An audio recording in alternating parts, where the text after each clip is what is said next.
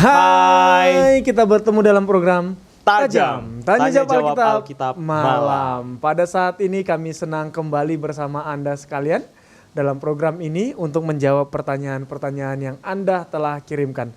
Dan bersama saya di sini ada teman saya Cato Lemuel. Benar ya? Cato Betul. Lemuel. Oke.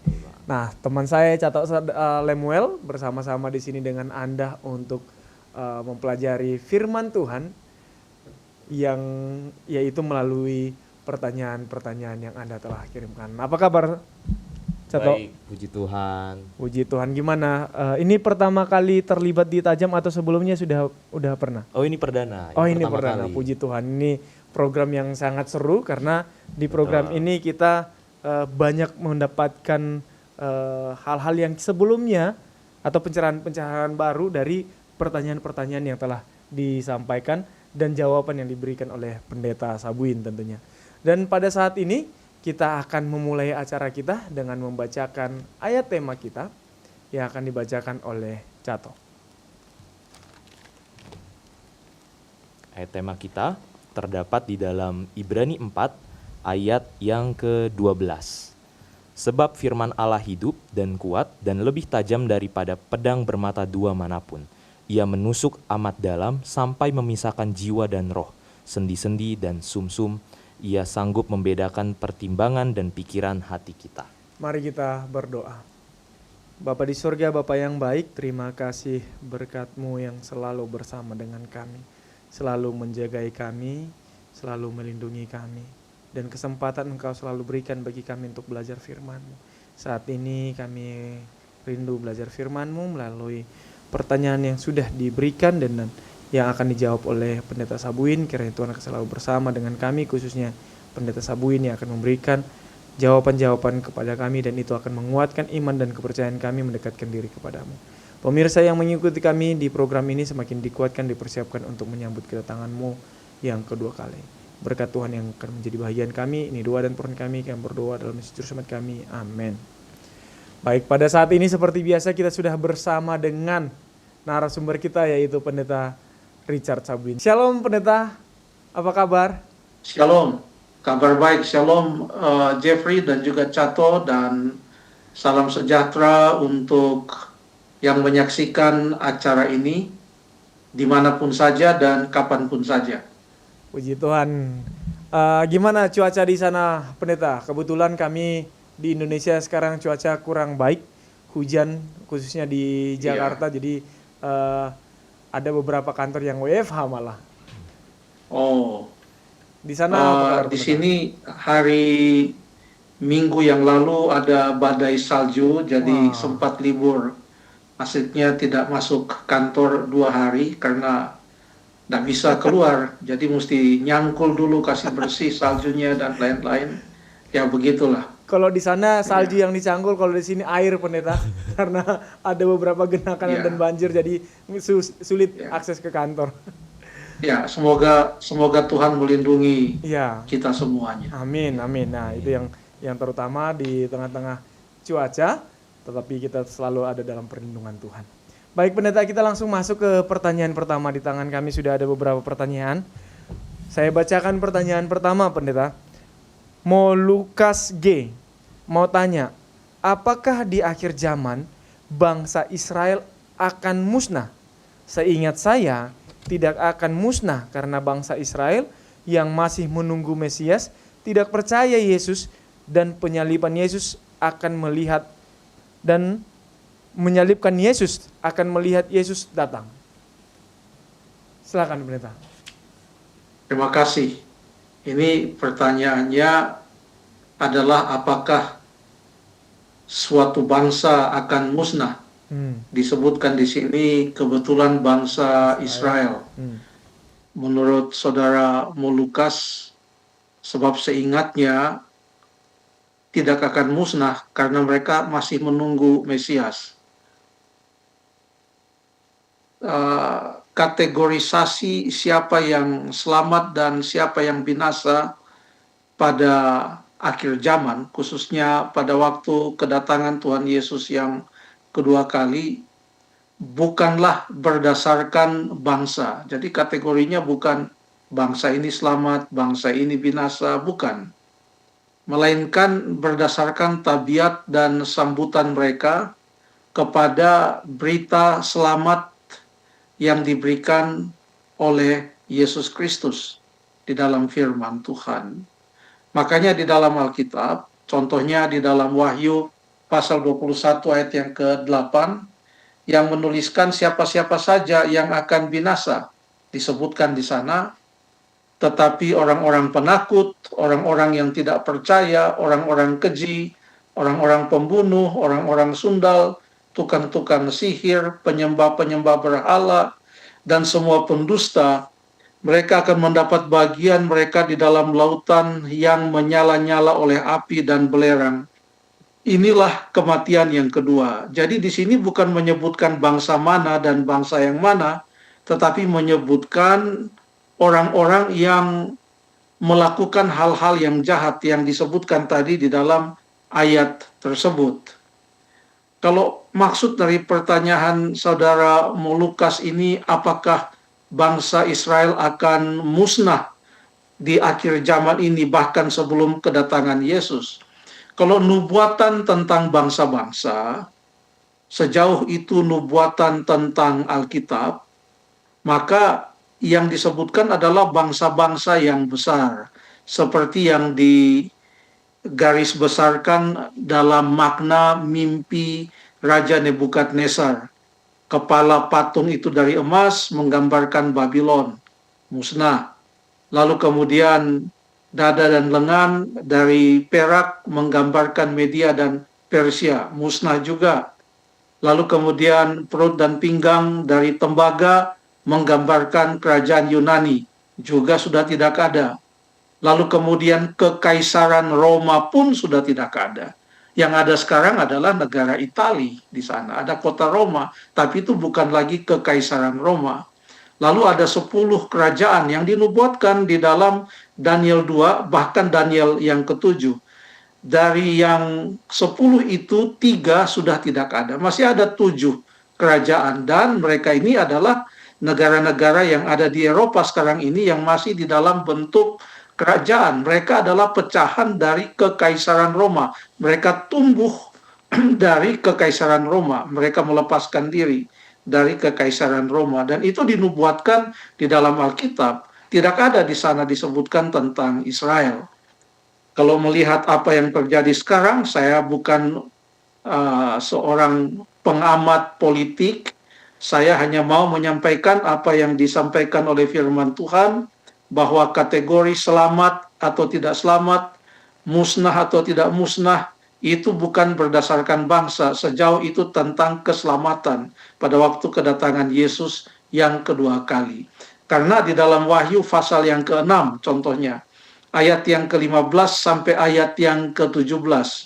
Wahyu 6 ayat 15 sampai 17, di sana dikatakan, dan raja-raja di bumi dan pembesar-pembesar serta perwira-perwira dan orang-orang kaya serta orang-orang berkuasa, semua budak, orang merdeka bersembunyi dalam gua-gua dan celah-celah batu karang di gunung. Pada saat kapan itu? Pada waktu kedatangan Yesus. Kenapa? Karena mereka tidak tahan untuk melihat cahaya kemuliaan Tuhan.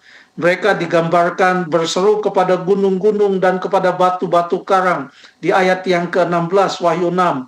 Runtuhlah menimpa kami dan sembunyikanlah kami terhadap Dia yang duduk di atas takhta dan terhadap murka anak domba. Sebab sudah tiba hari besar murka mereka, dan siapakah yang dapat bertahan?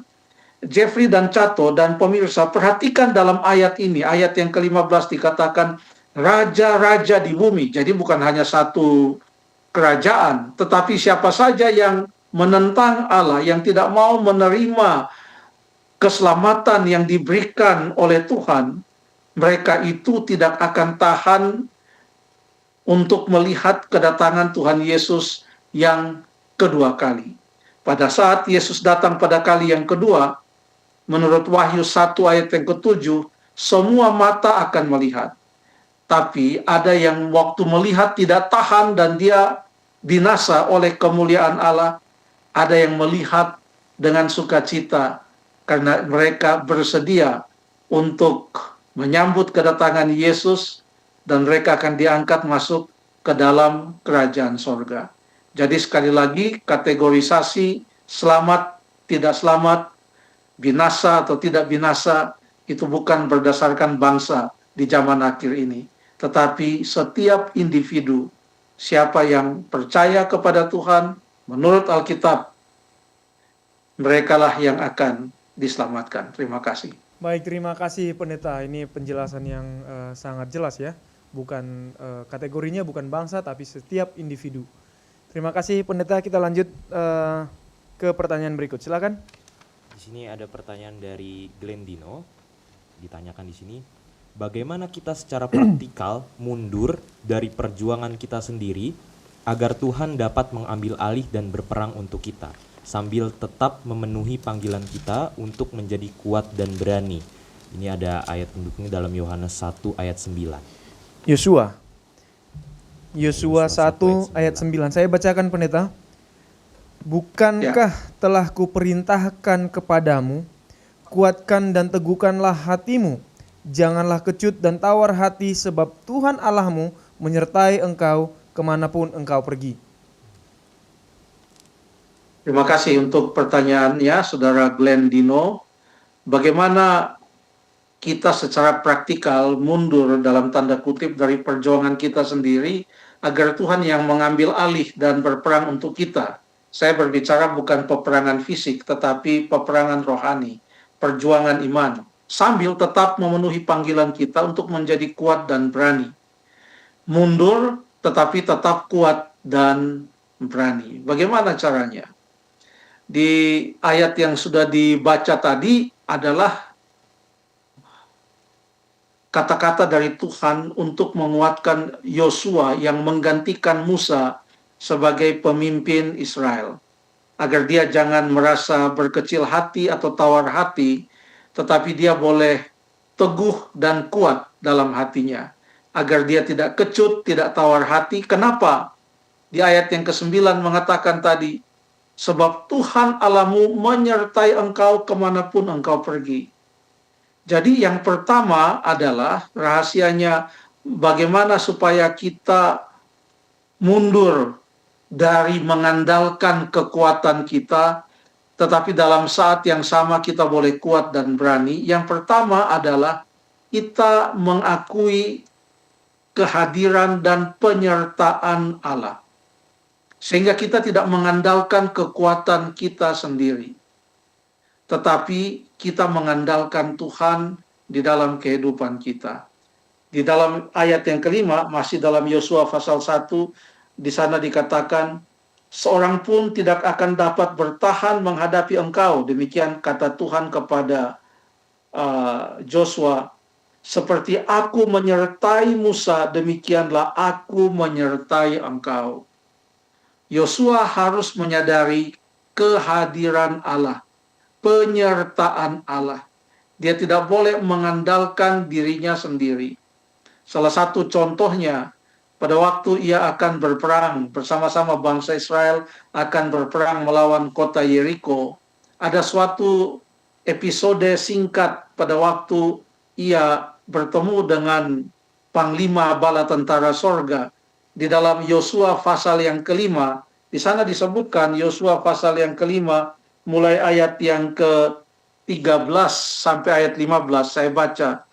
Ketika Yosua dekat Yeriko, ia melayangkan pandangnya, dilihatnya seorang laki-laki berdiri di depannya dengan pedang terhunus di tangannya. Yosua mendekatinya dan bertanya kepadanya, kawankah engkau atau lawan? Jawabnya, bukan, tetapi akulah panglima bala tentara Tuhan. Sekarang aku datang. Apa yang dilakukan oleh Yosua? Lalu sujudlah Yosua dengan mukanya ke tanah, menyembah dan berkata kepadanya, apakah yang akan dikatakan Tuanku kepada hambamu ini? Ayat 15, Panglima bala tentara Tuhan itu berkata kepada Yosua, tinggalkanlah kasutmu dari kakimu, sebab tempat engkau berdiri itu kudus. Dan Yosua buat demikian. Ada instruksi yang diberikan oleh Panglima bala tentara Tuhan. Ini bukan malaikat biasa. dan ia memerintahkan kepada Yosua untuk menanggalkan kasutnya. Ini adalah suatu simbol. Yang pertama tentu bahwa tempat di mana Allah hadir itu adalah kudus. Ingat cerita Musa sama. Jadi pada waktu Yosua bertemu dengan panglima bala tentara Tuhan, sama dengan pada waktu Musa melihat belukar yang terbakar, yang menyala tetapi tidak termakan api. Lalu suara dari dalam api itu mengatakan, tanggalkanlah kasutmu sebab tempat di mana engkau berdiri adalah kudus. Tanggalkan kasut artinya kita meninggalkan apa yang kita andalkan. Dan kita hanya berserah kepada Tuhan. Meninggalkan dan menyangkal diri kita. Kasut itu adalah suatu hal yang harus terus dipakai oleh orang-orang zaman dahulu. Kemanapun saja harus ada kasut. Tapi pada waktu dikatakan tanggalkanlah kasutmu, artinya kalau ada yang engkau andalkan dalam hidupmu selain Tuhan, kalau ada engkau mengandalkan kepintaranmu, mengandalkan kekuatanmu, mengandalkan kekayaanmu, jangan itu. Tanggalkan hal itu dan andalkan saja Tuhan. Menyerah dan taat kepada Tuhan. Lalu yang berikut, bagaimana supaya kita bisa mengandalkan Tuhan dan dalam waktu yang sama kita tetap kuat dan berani. Kita baca di dalam Efesus pasal yang ke-6 mulai ayat yang ke-13. Saya minta Cato dan Jeffrey tolong baca ayat-ayat ini. Efesus pasal yang ke-6, kita akan mulai dari ayat yang ke-13 sampai ayat yang ke-18. Silahkan. Saya baca yang ayat yang ke-13 secara bergantian dengan Cato. Sebab itu, ambillah seluruh perlengkapan senjata Allah supaya kamu dapat mengandalkan perlawanan pada hari yang jahat itu dan tetap berdiri sesudah kamu menyelesaikan segala sesuatu. Jadi berdiri. Terima kasih. Sampai di situ dulu. Kenapa ayat yang ke-11? Kenapa kita perlu menggunakan perlengkapan senjata Allah? Ayat 11 tolong dibaca. Ayat 11. Kenakanlah seluruh perlengkapan senjata Allah supaya kamu dapat bertahan melawan tipu muslihat iblis. Ya, peperangan kita ini bukan peperangan fisik, tetapi ayat 12 mengatakan bukanlah melawan darah dan daging, tetapi melawan roh-roh jahat di udara, penghulu dunia yang gelap. Inilah peperangan rohani. Bagaimana caranya supaya kita bisa menang? Mengenakan seluruh perlengkapan senjata Allah. Senjata siapa? Bukan senjata kita. Artinya bukan mengandalkan kekuatan kita, mengandalkan hikmat kita. Tetapi ini adalah perlengkapan senjata Allah yang Allah berikan kepada kita. Rahasia kemenangan itu datang dari Tuhan. Apa saja perlengkapan senjata Allah itu? Ayat yang ke-14, silahkan dilanjutkan. Jadi berdirilah tegap, berikat pinggangkan kebenaran dan berbaju jirah keadilan. Kakimu berkasutkan kerelaan untuk memberitakan Injil damai sejahtera. Dalam segala keadaan pergunakanlah perisai iman, sebab dengan perisai itu kamu akan dapat memadamkan semua panah api dari si jahat. Dan terimalah ketopong keselamatan dan pedang roh, yaitu firman Allah.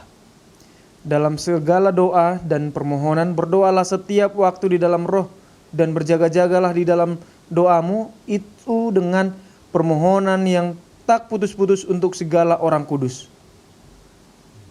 Terima kasih. Inilah perlengkapan senjata Allah. Bukan senjata kita, bukan kekuatan kita. Apa saja itu? Berikat pinggangkan kebenaran. Yesus mengatakan, akulah jalan dan kebenaran dan hidup. Mengandalkan Yesus dalam hidup kita. Berbaju zirahkan keadilan. Bukan keadilan versi kita, tapi keadilan seperti yang Tuhan ajarkan. Kakimu berkasutkan kerelaan memberitakan Injil damai sejahtera. Bagaimana supaya kita bisa menang? Kita perlu bersaksi. Dalam bersaksi ada kekuatan. Lalu gunakanlah perisai iman. Lalu kemudian ketopong keselamatan. Pedang roh yaitu firman Tuhan. Lengkap di sana. Dalam doa dan permohonan. Berdoa setiap saat. Hanya dengan itu maka kita boleh berdiri teguh dengan kuat. Tapi bukan kekuatan kita. Itu adalah kekuatan Allah. Kenapa demikian? Karena kalau kita mengandalkan kekuatan kita, kata Alkitab, kita baca dalam 1 Korintus pasal yang ke-10, 1 Korintus pasal yang ke-10, kita baca di ayat yang ke-12. 1 Korintus 1 Korintus 10 ayat yang 12. ke-12. Sebab itu, siapa yang menyangka bahwa ia teguh berdiri, hati-hatilah supaya ia jangan jatuh. Hati-hati kalau kita mengandalkan kekuatan kita. Menyangka, kalau saya ini kuat, saya ini bisa. Kita harus mengandalkan Tuhan. Kurang lebih demikian. Terima kasih. Baik, terima kasih pendeta. Ini pertanyaan dari Glenn Dino, ini adalah mungkin pertanyaan kita sehari-hari dan mungkin pengalaman kita sehari-hari bagaimana kita harus mundur dan tetap harus kuat dan berani. Kita lanjut ke pertanyaan berikutnya dari Nusri Lolo Luan. Mengapa Yosua memberikan pilihan kepada bangsa Israel untuk memilih siapa yang akan kamu ibadahi? Padahal ia tahu bahwa hanya Tuhan yang benar. Dan jika keselamatan adalah inisiatif Tuhan, prolog historis, mengapa kesetiaan Israel sepenuhnya digantungkan pada pilihan manusia? Apakah pilihan kita menentukan kuasa Tuhan atas kita? Silakan pendeta. Terima kasih, pertanyaan yang sangat menarik dan cukup dalam. Saya duga ini pertanyaan didasarkan atas perkataan Yosua di dalam Yosua pasal yang ke-24 ayat yang ke-15. Boleh tolong baca itu ayat. Berapa tadi betul? Yosua pasal yang ke-24 ayat yang ke-15. Ayat yang ke-15. Ya, silakan. Tetapi jika kamu anggap tidak baik untuk beribadah kepada Tuhan, pilihlah pada hari ini kepada siapa kamu akan beribadah. Allah yang kepadanya nenek moyangmu beribadah di seberang sungai Efrat, atau Allah orang Amori yang negerinya kamu diami ini. Tetapi aku dan seisi rumahku, kami akan beribadah kepada Tuhan. Terima kasih. Di sana Yosua mengatakan, pilihlah pada hari ini. Betul ya, Saudara Nusri? Dari sini mungkin pertanyaannya ya. Pilihlah pada hari ini. Lalu pertanyaannya tadi, kenapa disuruh pilih kalau memang sudah tahu keselamatan itu hanya di dalam Tuhan, itu adalah inisiatif Tuhan. Kenapa harus disuruh pilih lagi? Ini jawabannya bukan hanya tentang Yosua saja di dalam peristiwa ini. Kalaupun ini tentang Yosua, kita baca di ayat yang ke-14, sebelum disuruh pilih, sudah dikasih tahu pilihan mana yang bagus. Oleh sebab itu, ayat 14 mengatakan, Yosua 24 ayat 14, oleh sebab itu, takutlah akan Tuhan dan beribadahlah kepadanya dengan tulus ikhlas dan setia.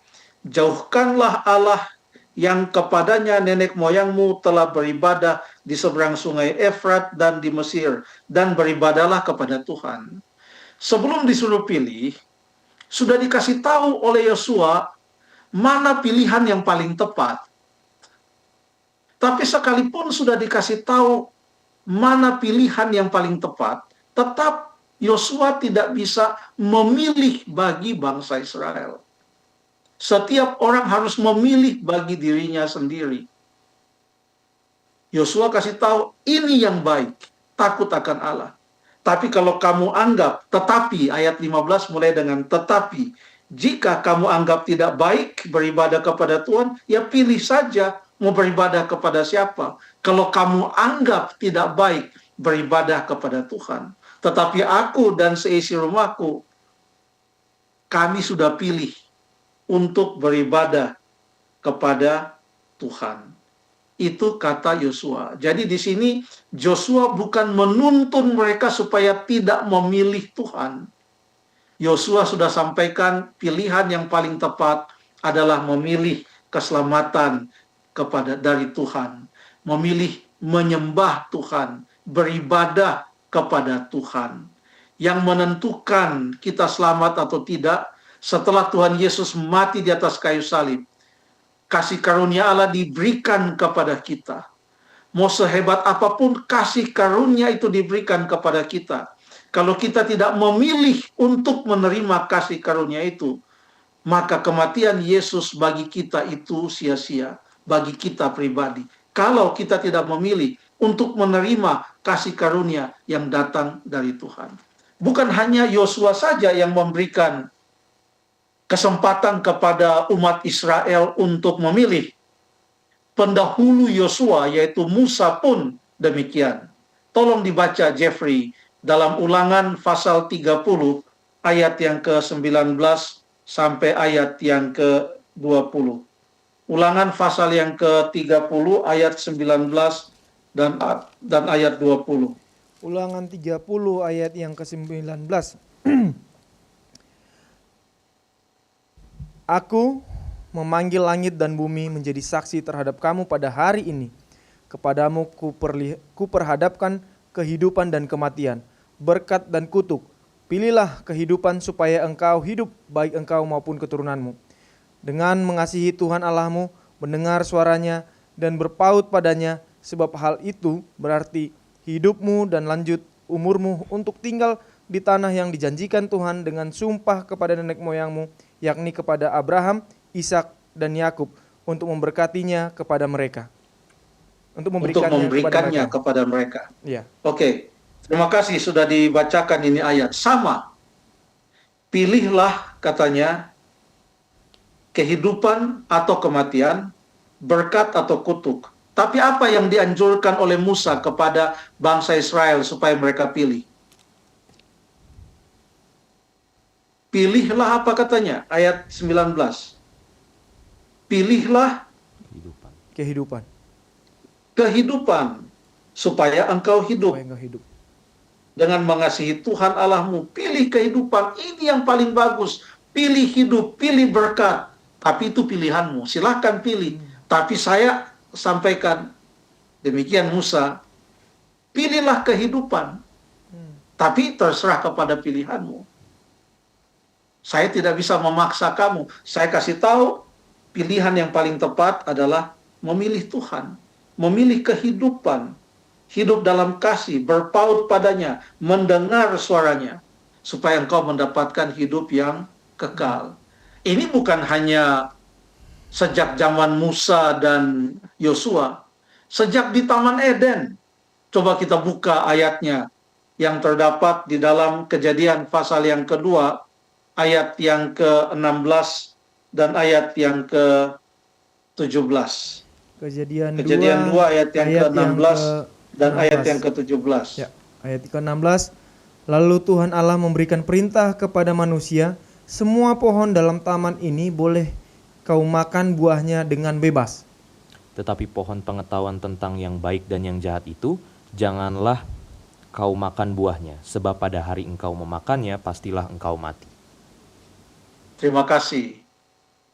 Sudah diberikan kepada mereka suatu instruksi yang sangat jelas. Yang boleh kamu makan, ini semua pohon, ini punya buah. Pohon-pohon yang lain ini, buahnya boleh kamu makan. Tapi tentang pohon pengetahuan, tentang yang baik dan yang jahat, buahnya jangan kau makan. Karena kalau kamu makan, kamu pasti akan mati. Tapi tetap mereka harus memilih untuk mendengarkan Tuhan atau tidak, untuk menurut atau taat kepada Tuhan atau tidak. Itu pilihan Adam dan Hawa. Tetapi pilihan yang diberikan oleh Allah kepada mereka itu semua jelas konsekuensinya. Pilih ini engkau hidup, pilih ini engkau mati. Tapi itu adalah pilihanmu. Demikian juga di dalam kehidupan kita. Kita sudah tahu mana yang baik, kita sudah tahu mana yang tidak baik. Tapi adalah merupakan pilihan kita masing-masing. Baik, terima Terima kasih. kasih. Terima kasih pendeta untuk penjelasannya. Sangat jelas, dan kita dari penjelasan ini kita semakin memahami bahwa kita punya kuasa atau kita punya hak untuk memilih. Kita lanjut ke pertanyaan berikutnya. Pertanyaan berikutnya dari Carol Tauran. Di zaman sekarang, kadang dari pemimpin rohani pun bisa banyak yang buat ragu akan kebenaran dan bahkan bisa melemahkan iman. Kepada siapa lagi saya harus mencari komunitas rohani supaya iman saya tetap kuat kepada Tuhan di saat dunia yang semakin parah ini? Terima kasih. Ini pertanyaan yang sangat-sangat bagus. Pertanyaan yang sangat baik sekali. Ada baiknya untuk mengikuti teladan seseorang dalam hal kesetiaan kepada Tuhan. Seorang yang menjadi panutan. Kita boleh minta nasihat kepadanya. Kita boleh minta kepadanya nasihat-nasihat yang memberikan dorongan, kekuatan, iman, percaya. Karena Alkitab juga memanggil kita untuk saling menguatkan, saling menasihati satu dengan yang lain. Tetapi manusia tidak bisa diandalkan. Karena manusia tidak selamanya bisa menjadi suatu landasan kebenaran. Kebenaran itu bukan berasal dari manusia. Manusia yang menasihati kita pun manusia yang sudah berdosa. Jadi kalau kita lihat manusia, mungkin awal-awalnya pada waktu semua baik-baik saja, kita sangat senang, lalu kita kuat di dalam iman, tapi bagaimana kalau orang yang menjadi panutan itu, dia kemudian berubah setia kepada Tuhan, kita pun bisa terikut-ikut, terbawa-bawa. Ada contoh yang jelas di dalam Alkitab. Satu kali ada orang-orang yang datang dari Yerusalem ke Antioquia. Di Antioquia, di sana ada Petrus atau Kefas, ada juga Paulus. Sebelum orang-orang Yahudi ini datang ke Antioquia, di sana Kefas atau Petrus, dia mau makan dengan orang-orang yang bukan Yahudi, orang-orang Kristen yang bukan Yahudi. Dia berbaur dengan mereka. Tetapi apa yang terjadi pada waktu ada orang-orang yang datang dari Yerusalem ke Antioquia? Bersama-sama juga pada waktu itu ada Kefas dan ada Paulus di sana. Ini Paulus memberikan suatu kesaksian. Kita baca di dalam Galatia pasal yang kedua, ayat yang ke-11 sampai ayat yang ke-13. Galatia 2 ayat yang ke-11 sampai ayat yang ke-13. Galatia 2 ayat yang ke-11 saya bacakan. Perikopnya Paulus bertentangan dengan Petrus. Tetapi waktu Kefas datang ke Antioquia, atau berterang-terang mereka aku berterang-terang menentangnya sebab ia salah. Karena sebelum beberapa orang dari kalangan Yakobus datang, ia makan sehidangan dengan saudara-saudara yang tidak bersunat, tetapi setelah mereka datang ia mengundurkan diri dan menjauhi mereka karena takut akan saudara-saudara yang bersunat. Dan orang-orang Yahudi yang lain pun turut berlaku munafik dengan dia, sehingga Barnabas sendiri turut terseret oleh kemunafikan mereka. Wah, jadi lemah iman yang lain. Karena si Kefas, dia tidak mau makan dengan orang-orang yang tidak bersunat. Karena dia takut. Padahal dia adalah pemimpin. Akhirnya orang-orang Yahudi yang betul-betul membuat Kefas sebagai panutan mereka.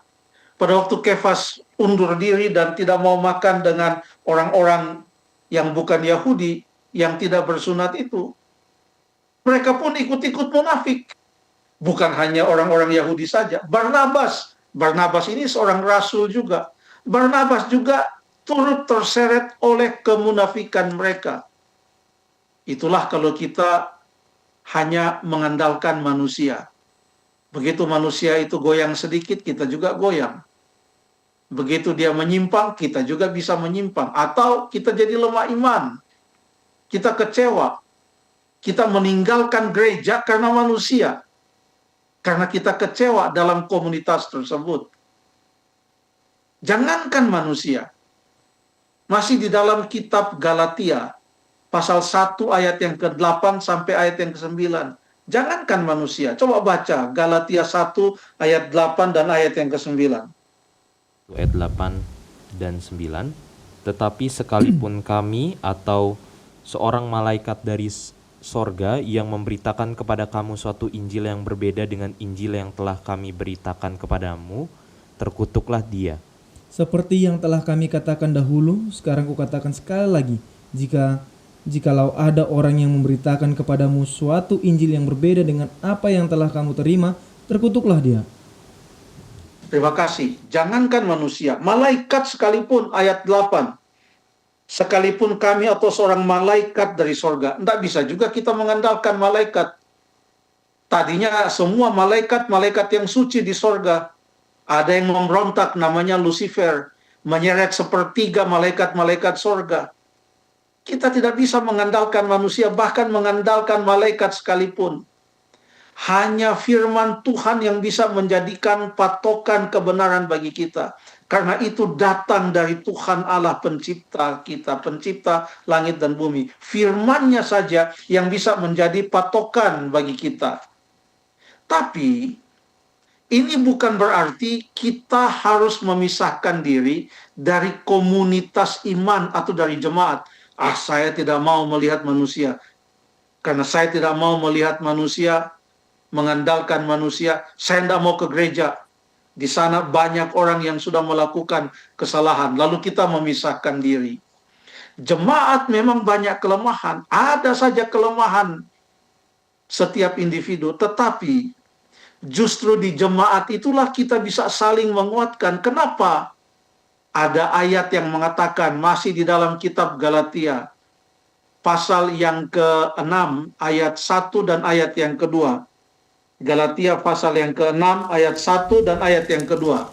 6 Tolong ayat dibaca 1. dengan jelas. Ya. Saling membantulah kamu perikopnya. Saudara-saudara, kalaupun seorang kedapatan melakukan suatu pelanggaran, maka kamu yang rohani harus memimpin orang itu ke jalan yang benar dalam roh lemah lembut sambil menjaga dirimu sendiri supaya kamu juga jangan kena pencobaan. Bertolong-tolonglah menanggung bebanmu, demikianlah kamu memenuhi hukum Kristus. Bertolong-tolonglah menanggung bebanmu. Kalau ada yang lemah iman, mari kita kuatkan. Itulah gunanya komunitas iman atau gereja atau jemaat. Itu juga yang dikatakan di dalam surat Ibrani pasal yang ke-10 ayat yang ke-25. Mari baca Ibrani pasal yang ke-10 ayat yang ke-25. 10 ayat yang ke-25. Ya. Janganlah kita menjauhkan diri dari pertemuan-pertemuan ibadah kita, seperti dibiasakan oleh beberapa orang, tetapi marilah kita saling menasehati dan semangat giat melakukannya menjelang hari Tuhan yang mendekat. Ya, semakin giat ya. Iya, semakin giat melakukan. Oke, terima kasih. Janganlah menjauhkan diri dari pertemuan-pertemuan ibadah kita. Walaupun dalam pertemuan-pertemuan ibadah, kadang-kadang kalau kita tidak memperhatikan firman Tuhan, kita lihat orang kiri kanan dan lain. Itu tidak betul. Tujuan kita datang ke pertemuan ibadah adalah mendengarkan firman Tuhan, berbakti bersama dan saling menguatkan. Bukan saling mencari kelemahan dan kesalahan. Kalau ada yang salah, kita tegur dengan lemah lembut. Demikian tadi Alkitab katakan, saling menasihati, bertolong-tolonglah. Jadi, sekalipun yang menjadi patokan dan standar kebenaran adalah hanya Tuhan melalui firman-Nya, bukan manusia, bukan malaikat. Tetapi janganlah kita menjauhkan diri dari komunitas iman atau dari jemaat. Terima kasih. Baik, terima kasih pendeta pencerahan yang diberikan. Kita masih membutuhkan komunitas untuk bertumbuh bersama. Kita baca ke pertanyaan berikut dari Manalu, Washington. Pertanyaannya tentang kawin campur. Saya melihat di gereja kita saat ini, dari 10 pernikahan, 4 sesama Kristen tetapi 3 bercerai dan 1 diambang cerai. Sedangkan 6 pernikahan Kristen dengan non-Kristen juga, non-Kristen justru ini yang bertahan hingga saat ini. Pak Pendeta, mohon pencerahan, terima kasih. Terima kasih. Ini pertanyaan tentang memohon pencerahan tentang perceraian. Maleakhi 2 ayat 16, Tuhan mengatakan Tuhan Allah membenci perceraian. Maleakhi 2 ayat yang ke-16. Allah membenci perceraian. Yesus berkata dalam Matius 19 ayat yang ke-5 sampai ayat yang ke-9. Ada percakapan antara Yesus dan orang-orang Farisi. Dan firman-Nya, ini firman Tuhan. Sebab itu laki-laki akan meninggalkan ayah dan ibunya dan bersatu dengan istrinya, sehingga keduanya menjadi satu daging. Demikianlah mereka bukan 2 lagi melainkan 1. Karena itu, apa yang telah dipersatukan Allah tidak boleh diceraikan manusia. Tapi sangat disayangkan sekarang orang melihat perceraian itu sangat mudah sekali dilakukan. Padahal ajaran Alkitab mengatakan apa yang sudah dipersatukan Allah tidak boleh diceraikan manusia.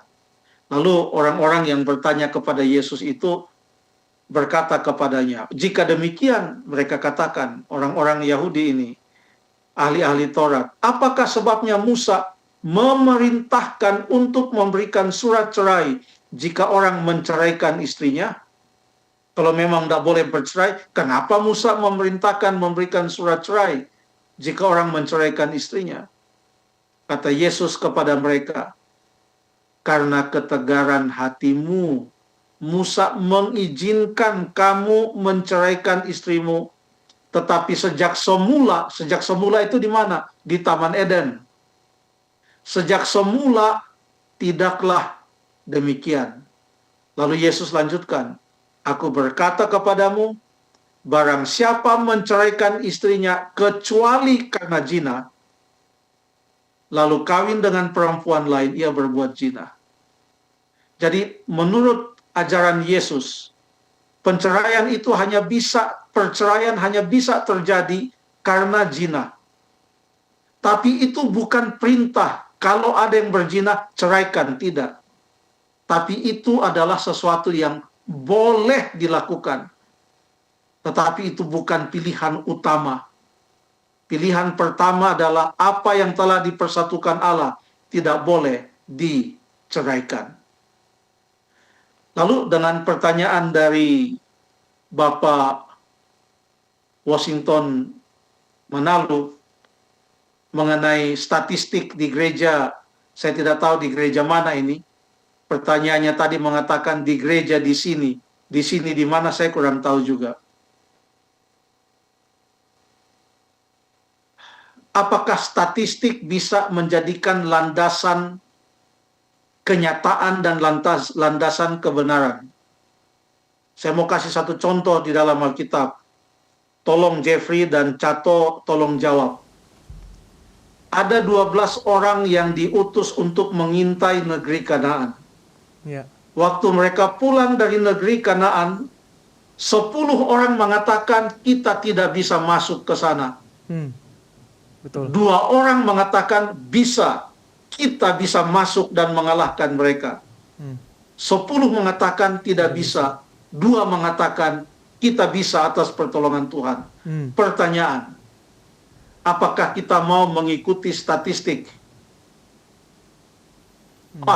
Menurut survei, 10 mengatakan kita tidak bisa. Berarti 10 ini yang benar. Menurut survei, 2 mengatakan kita bisa. Tapi mereka kan cuma 2 orang. Berarti tidak betul itu, minoritas itu. Statistik dalam beberapa hal tertentu bisa digunakan untuk riset atau research. Orang melakukan research secara kuantitatif. Angka-angka dihitung, dibuat dia punya presentasi, dianalisa, diinterpretasikan untuk menyatakan inilah keadaannya. Tetapi begitu datang kepada kebenaran, kebenaran bukan ditentukan oleh statistik. Kebenaran firman Tuhan ditentukan oleh firman itu. Sekalipun 10 mengatakan kita tidak bisa masuk, 2 mengatakan kita bisa, yang benar adalah yang 2, bukan yang 10. Jadi marilah kita selalu berpatokan hanya kepada firman Tuhan. Jangan sampai iman kita menjadi lemah, melihat ke kiri ke kanan, kok jadi banyak yang demikian, berarti tidak apa-apa dong. Jangan demikian. Kita harus selalu berpatokan hanya kepada firman Tuhan. Terima kasih. Baik, terima kasih Pendeta. Wah, luar biasa ya contoh yang diberikan seperti pengintai, yaitu Yosua dan Kaleb yang menyampaikan yang berbeda dari 10 orang. Dan itu juga menjadi anjuran bagi kita bahwa ya kalau itu udah dikatakan kebenaran, tidak ada kiri dan kanan. Ikut kebenaran yang Tuhan sampaikan. Kita melanjutkan ke pertanyaan berikutnya. Dari Saudari Nita Sari. Bagaimana caranya saya bisa percaya pada janji Tuhan sedangkan saya tidak bisa melihat dan merasakan itu di kehidupan saya? Saya merasa doa-doa saya tidak dijawab. Kalau hanya soal nafas hidup, pekerjaan sepertinya itu sangatlah klasik. Ini pertanyaan yang sangat realistis dari Saudari Nita Sari. Sangat realistis. Bagaimana saya bisa percaya kalau saya tidak melihat? Pertanyaannya, apakah kita harus melihat baru kita percaya? Apa sebenarnya percaya itu? Sehubungan dengan janji Tuhan. Kalau janji itu tidak terpenuhi, saya tidak mau percaya. Terpenuhi, baru saya percaya. Buktikan dulu, baru saya percaya. Kalau tidak terbukti, saya tidak akan percaya. Apa sebenarnya percaya atau iman itu? Ada salah satu definisi iman yang cukup baik dalam firman Tuhan, dalam Ibrani pasal yang ke-11 ayat 1. Ibrani 11 ayat 1. Ya. Iman adalah dasar dari segala sesuatu yang kita harapkan dan bukti dari segala sesuatu yang tidak kita lihat. Iman adalah bukti dari yang kita tidak lihat. Buktinya itu apa? Buktinya itu adalah iman. Tapi bukti yang bagaimana? Bukti yang kita tidak lihat.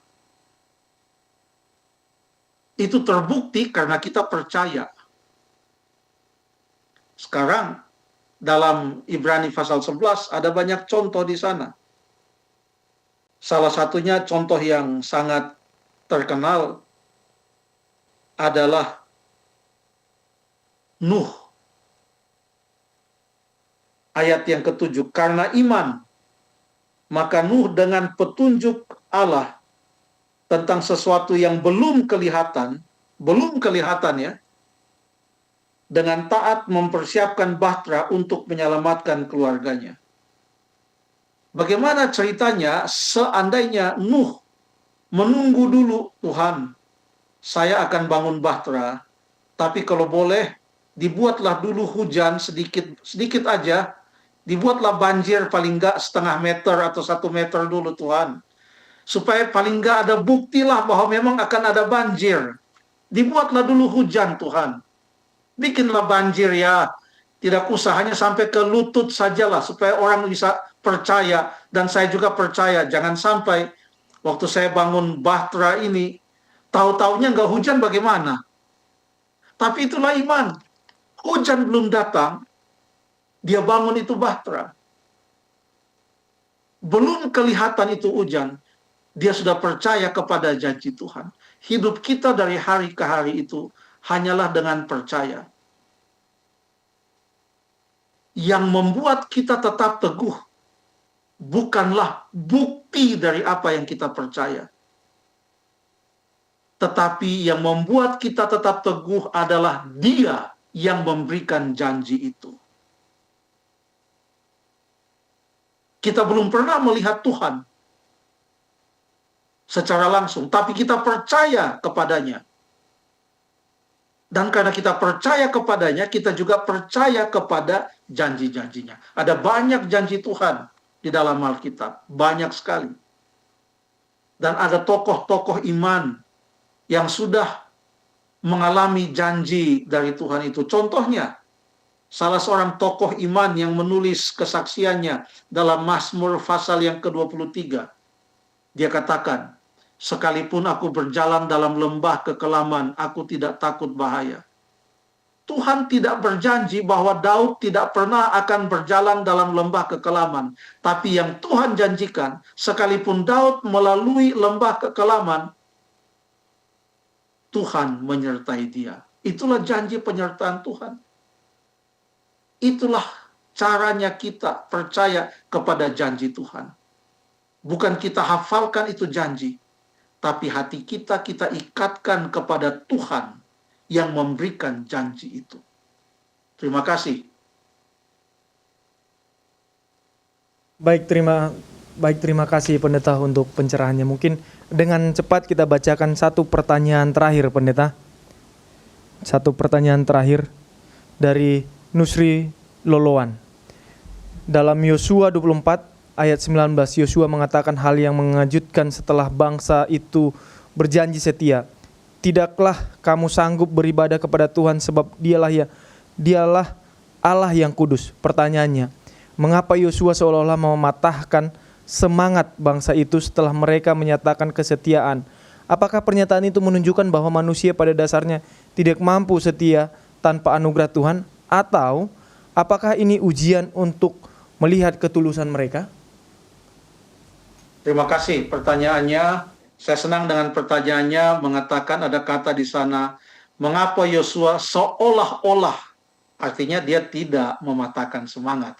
Walaupun kelihatannya dia seperti mematahkan semangat. Kenapa demikian? Kita bisa baca, tadi itu kan ayat yang ke-19. Bagaimana kalau kita baca ayat yang ke-20? Yosua, apabila kamu meninggalkan Tuhan dan beribadah kepada Allah asing, maka ia akan berbalik daripadamu dan melakukan yang tidak baik kepada kamu, serta membinasakan kamu, setelah ia melakukan yang baik kepada kamu. Ayat 21, tetapi bangsa itu berkata kepada Yosua, tidak, hanya kepada Tuhan saja kami akan beribadah. Kemudian berkatalah Yosua kepada bangsa itu, kamulah saksi terhadap kamu sendiri, bahwa kamu telah memilih Tuhan untuk beribadah kepadanya. Jawab mereka, kamilah saksi. Ia berkata, maka sekarang jauhkanlah Allah asing yang ada di tengah-tengah kamu. Lalu kemudian Yosua memberikan kepada mereka petunjuk-petunjuk bagaimana beribadah kepada Tuhan, dan membuat perjanjian antara mereka dengan Tuhan, bahwa mereka mau beribadah kepada Tuhan. Sehingga dengan demikian ayat yang ke-19 ini adalah respons yang pertama yang diberikan oleh Yosua kepada bangsa itu. Pada waktu bangsa itu mengatakan dalam ayat yang ke-16, kan Yosua memberikan kepada mereka pilihan. Pilihlah pada hari ini. Lalu kita sudah jawab tadi, dan Yosua sudah katakan, takutlah akan Tuhan, beribadah kepadanya. Tapi kalau kamu tidak mau, pilih. Lalu bangsa itu mengatakan dalam ayat yang ke-16, jauhlah daripada kami meninggalkan Tuhan untuk beribadah kepadanya. Lalu respons Yosua, tidaklah kamu sanggup beribadah kepada Tuhan Allahmu. Tidak bisa kita, ada ayat yang mengatakan dalam Sakaria 4 ayat yang ke-6, bukan dengan keperkasaan, bukan dengan kekuatan, melainkan dengan roh Tuhan. Yosua mau memastikan bahwa mereka mau beribadah kepada Tuhan bukan karena kekuatan mereka. Tidak bisa kamu. Mereka katakan bisa, Yosua katakan tidak bisa. Lalu Yosua katakan, supaya bisa, maka kamu haruslah meninggalkan segala berhala-berhalamu, kamu harus berbalik kepadanya agar ia tetap setia kepadamu. Itu yang Yosua katakan. Jadi dia bukan mau mematahkan semangat, tapi dia mau memastikan bahwa mereka mempunyai niat yang tulus untuk berjanji berbakti kepada Tuhan. Terima kasih. Baik, terima kasih pendeta. Itu menjadi pertanyaan terakhir pada saat ini. Kita meminta pendeta juga menutup pertemuan kita ini dengan doa semoga apa yang kita pelajarin menguatkan kita dan mendekatkan diri kita kepada Tuhan. Mari kita berdoa. Bapa kami yang bertahta dalam kerajaan sorga, tolonglah agar supaya setiap hari kami hanya mengandalkan Tuhan dalam hidup kami. Bukan dengan kekuatan dan hikmat kami boleh hidup dan melakukan tugas-tugas kami. Tapi hanya karena kekuatan dan hikmat Tuhan. Tolonglah supaya kami setia kepada Tuhan sampai Tuhan Yesus datang pada kali yang kedua. Terpujilah namamu ya Bapa, inilah doa dan permohonan kami. Dalam nama Yesus kami sudah berdoa. Amin. Amin. Terima kasih kepada Pendeta Sabuin atas pencerahan-pencerahannya yang sebelumnya pertanyaan-pertanyaan ini gatal ya di pikiran, tapi terima kasih Pendeta sudah memberikan keterangannya, dan juga kami mengucapkan terima kasih kepada para pemirsa Hope Channel yang sudah menyaksikan live tajam pada malam ini. Dan tetap kirimkan pertanyaan-pertanyaan di kolom komentar di call center Hope Channel Indonesia atau di channel YouTube ini, atau dimanapun yang dapat Anda akses kami untuk mengirimkan pertanyaan untuk dijawab di program ini. Demikian pertemuan kita pada hari ini. Saya Jeffrey Syadari. Saya Cato Lemuel. Kita akan bertemu lagi dalam program Tajam. Tanya jawab Alkitab malam. malam.